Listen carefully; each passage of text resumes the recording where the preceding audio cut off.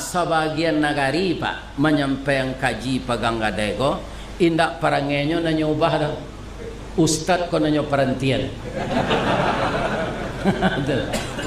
Ajan terjadi lo di selungkang itu. Kalau ada pak pagang gada itu nalalamu pulang salah sawah orang baretong nyo ndak usah dibalik empiti ambo nyolah ambo rawat lambo ambi hasilnya salamu kok. Agian sawahnya balik. Ya kan? Pitio tak diminta lah. Karena salamu ko lah dio bakarilahan saya kok balabih pitih itu tiba dia awak rilahan. Kok pitih awak nan tak cukup jo hasil nan kita ambil salamu ko.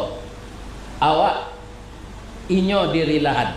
Alun sempurna le di olah sawah tu. Alun pulang rasanya pitih awak lah.